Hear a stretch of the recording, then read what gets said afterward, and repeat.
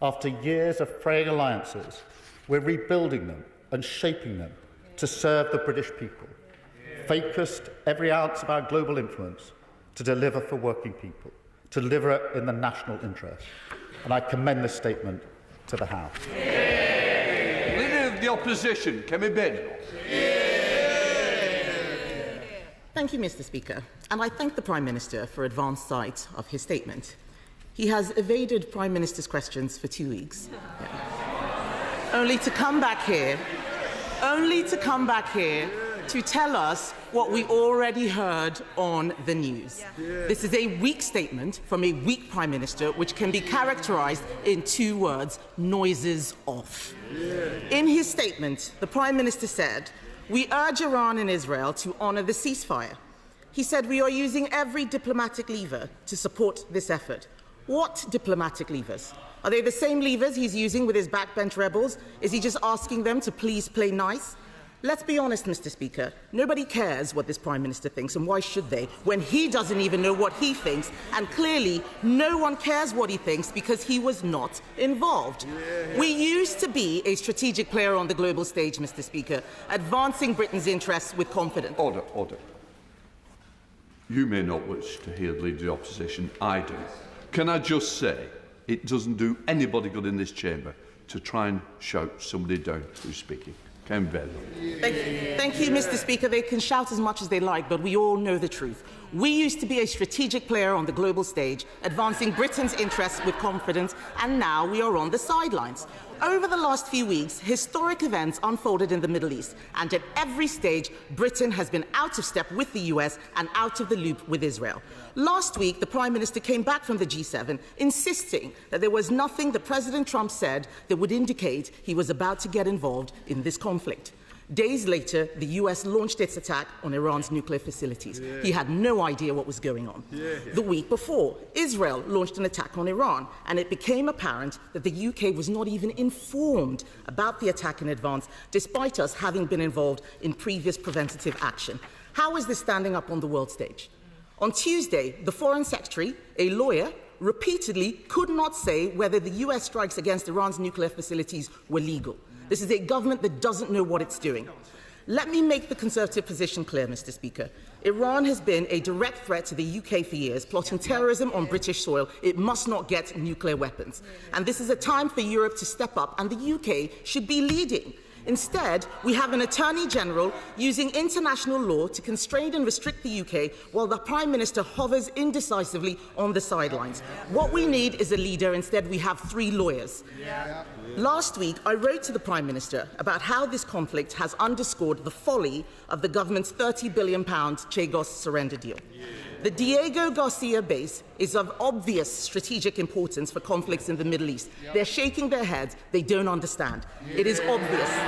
It was used extensively. Diego Garcia was used extensively during the war in Afghanistan, including by the United States. And at Prime Minister's questions, the Prime Minister said that this Chagos surrender had been opposed by our adversaries, Russia, China and Iran. Since then, it has been widely reported that China have offered massive congratulations on the deal and conveyed that it fully supports Mauritius. So can the Prime Minister now admit that he was incorrect to state on the floor of this House that China opposes the Chagos deal? And can he confirm if he still views China as an adversary?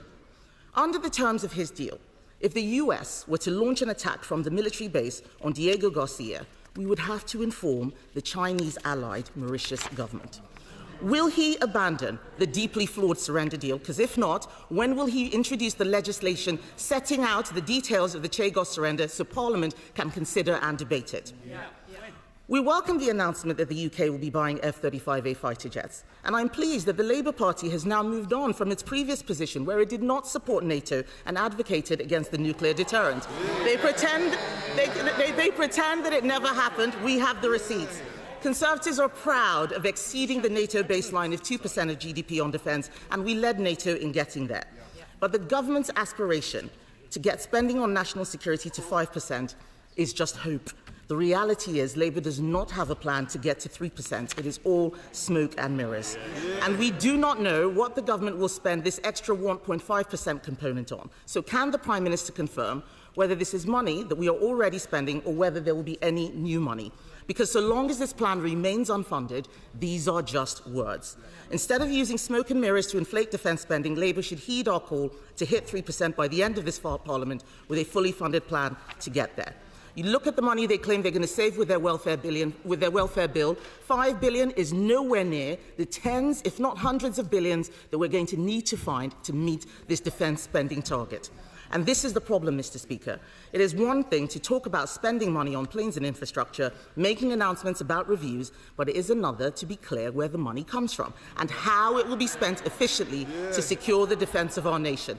They can mutter all they like. We all know that they are terrified of doing anything that is even remotely difficult. Mr. Speaker, it is crucial that there is a clear, united front in full support of Ukraine which secures peace on their terms. The stakes could not be higher. We need the government to be leveraging British influence in every way it can for Ukraine. So can he tell us whether he pushed for clearer language in the NATO communique about Russia being the aggressor in this conflict? And can he update us on the UK's current position on Ukraine's accession to NATO, given the absence of detail in this year's communique? We must ensure our leading role continues, but this requires strong leadership and an ability to influence. Mr. Speaker, in conclusion, the Prime Minister may have finally returned to this House after a fortnight away, but in truth, he is all at sea. Irrelevant on the world stage, impotent in the face of rising illegal immigration, and now with 126 of his own MPs all openly undermining his authority, his government is incapable of making even the smallest changes to bring down the cost of our ever-expanding welfare bill. There is no way they're going to be able to pay for our defence. This is a government that is paralysed by its own legal advice, paralysed by its rebellious backbenchers, and paralysed by the fear of being found out for having no real vision for this country. Prime Minister. Can I say to those who were late in, please don't stand.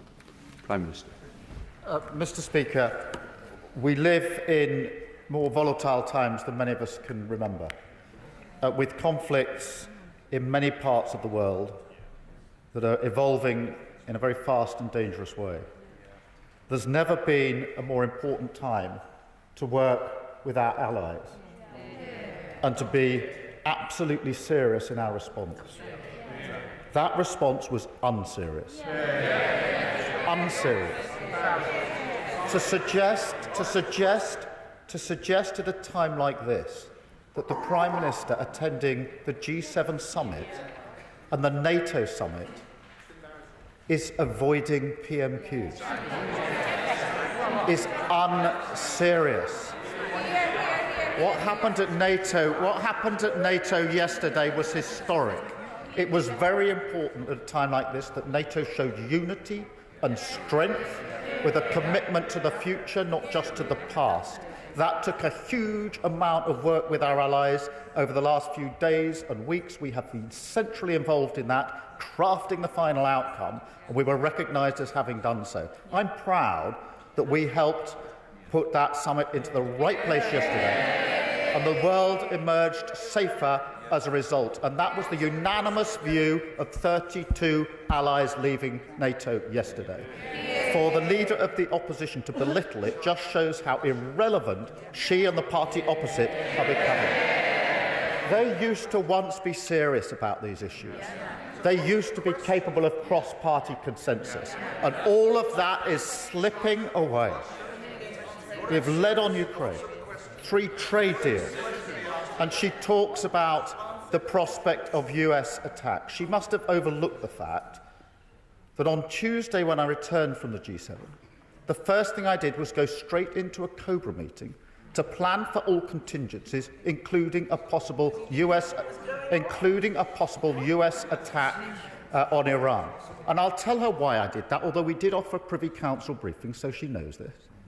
We have military personnel co-located in nearly all the bases across the Middle East, and therefore I was extremely concerned to ensure that immediately on my return I took every step to ensure I had the highest levels of assuredness that we had the preparations in place to keep our people and our assets safe should the need arise. So far from being blindsided, we were planning through last week.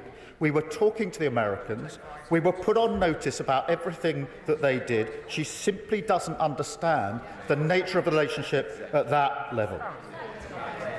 In relation to Diego Garcia, let me disabuse her. We do not have to give Mauritius advance notice under the treaty. That is absolutely clear. And she talks about defence spend. We are the party that has increased defence spend to the highest level since the Cold War, 2.5%. They talked about it. We did it. Mr. Speaker, she says we don't know where the money is coming from. She was pressed on this in an interview not so long ago, and this was her quote. She said this, Mr. Speaker, we talked about getting to 3% by 2030, and we couldn't make the numbers work, she said.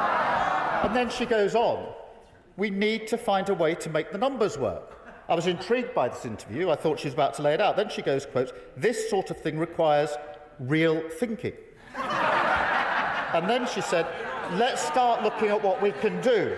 It's about setting up task forces. Mr. Speaker, that's how unserious they are. She asked about the Ukraine communique. As she will know if she'd actually studied this, the way that NATO works is an iterative process. And therefore, the position on Ukraine has not changed for NATO, and it's not changed under this government. On the contrary, we're recognised as leading on Ukraine, the closest ally of Ukraine, working with them the whole time. That is something I'm proud of. I think it's something the House is proud of, because we have been doing this on a cross-party basis across the House, and the sooner we get back to that, rather than the unserious response of the Leader of the Opposition, the better. Chair of the Foreign Affairs Select Committee, Dame Emily Thornbury. Thank you very much, Mr. Speaker. In years